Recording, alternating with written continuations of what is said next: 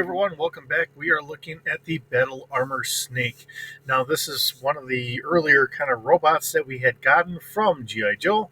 And I do kind of remember that Snake Eyes and the group had to kind of fight this, trying to get out of a mountainous cavern in that, where there was radioactive material in there. Okay, so um, Battle Armor Snake was first released in the United States in 1983 and was also sold in 84, and unfortunately, like so many other things that we have here, was discontinued in 1985. Okay, and it does say it's a suit of armor with four removable weapon pods. So looking at what Yo Joel here has, we do have different arm attachments like a laser cannon, probably a flamethrower, a grapper arm, and then some other instrument of destruction right there that I'm just not 100% certain of, but we will, I'm sure, figure all this out. Um, there's a part of me that also wants to say that this was able to open up and we could put a figure in there, but I'm not 100% certain. This does look like it opens up there. So we could have someone in there, or it could just be its own autonomous droid. Um, so just kind of going off of memory, I never actually had this, but I do remember a friend had one of these, one of the lucky buggers that, I've said this so many times. I mean, there's a lot of this stuff that I just never got as a kid because, it wasn't feasible for my parents to do it. And that's fine. You can't think anything less of them. All right. And yes, it was actually intended, fits most Cobra Command and G.I. Joe figures. Figures are sold separately. So that's what it was for. So we could put a Joe or a Cobra figure in there, and it also gave them extra armor. So the question is does this become battle armor, or does this really just be its own droid? In the cartoon series, it was its own droid, but the fact that they had it available that you could actually put a Joe in there is always an interesting take. Um, let's see. So we have the power claw, we have a missile launcher, a machine gun, and a flamethrower. So that's what all four of them are. To be able to add that to our battle armor here and explaining exactly how this fits onto our Joes, and we kind of go from there. Very interesting setup, very nicely done.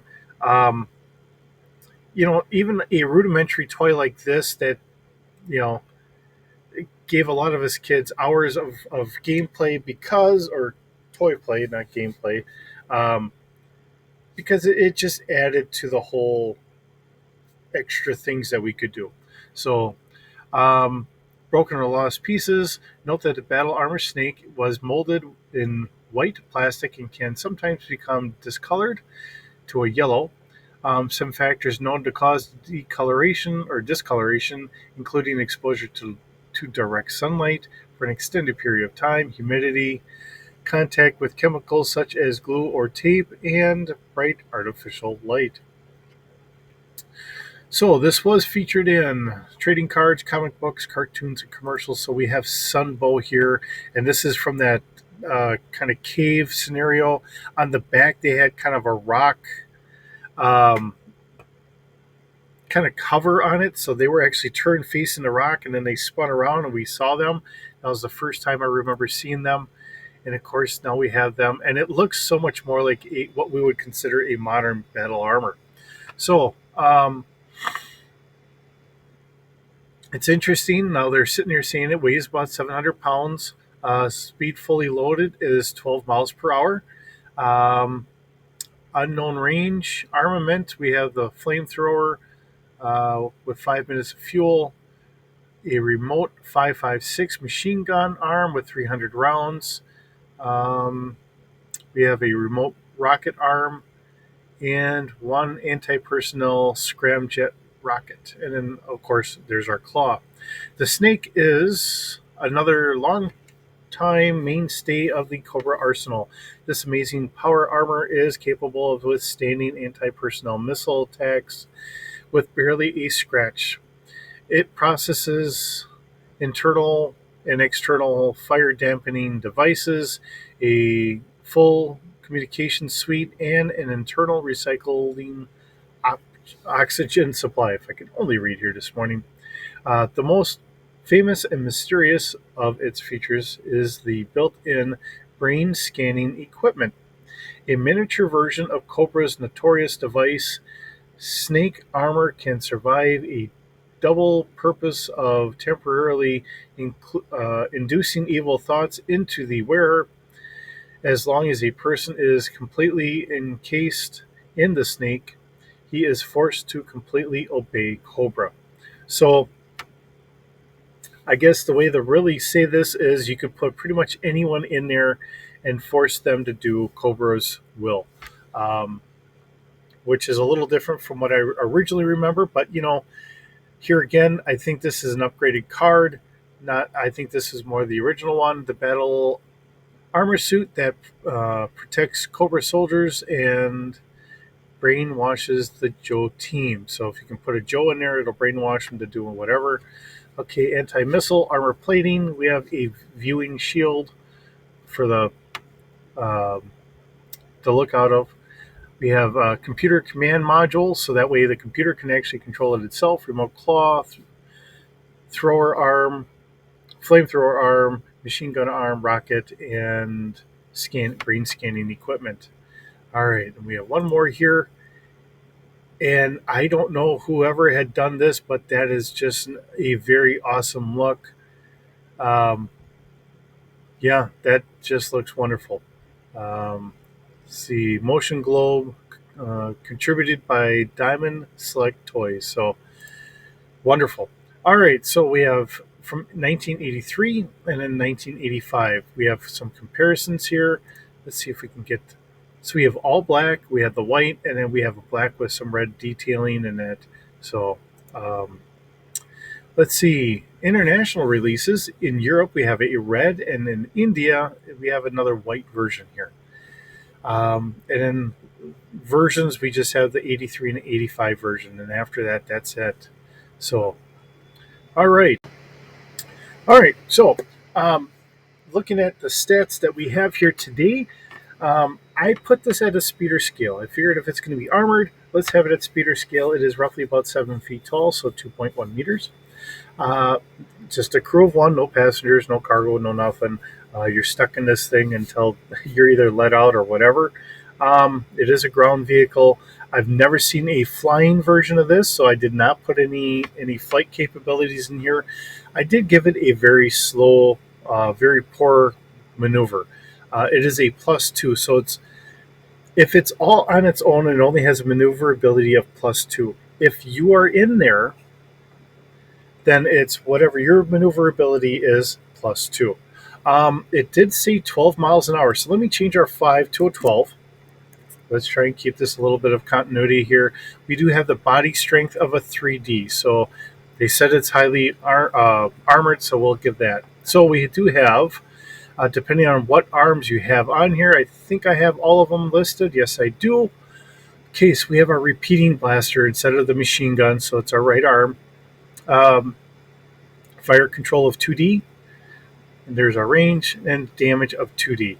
Um, Maybe we should put this, I think we will. I think we're going to put this up to a 4D. We have another right arm. We have the the claw. Um, so claw here. Um, Again, it's on the right arm. Fire control 2D. Damage of 3D. So that claw itself can do 3D damage. Um, let's do this. So I think this would really plus STR. All right, plus the actual wearer's strength. So it's that damage plus your own strength to it, adding that extra damage to it. Um, I know in the toy we didn't get the arm going through here, but I'm just assuming that's going through. Some of what I'm basing this off of would be if you look at BattleTech at their power armor, kind of like that. Okay, so bear with me on that. I'm kind of reimagining it just maybe a little bit. Um, seeing that we could even have all this stuff just permanently on here. So we do have, and it's at point blank range, we have our flamethrower on our left arm, speed or scale of again. Fire control is 2D, damage is 3D. Um, and actually, I think we need to up that as well. We're going to put that at 5. And then speed or scale, our missile, because it's going to be a small missile, I'm going to leave it at a 5D. I think that works out pretty good. Actually, why don't we do 7? All right. Yeah, I think that'll work better. Um, Trying to keep things in a relative sense here. Okay. Now, depending on how you want to run it, if you want to run it where it's got all the weapons on there, that's kind of how it's set up. So we have the claw with the machine gun on there as well. And then we also have the speeder, or not the speeder, the flamethrower and the missile launcher on the other side. If you want to say it's something like that, maybe the missile would be maybe on the upper arm and it just shoots that out. The claw with the laser on the bottom or whatever, that would work. That's what's kind of depicted in the BattleTech battle armor.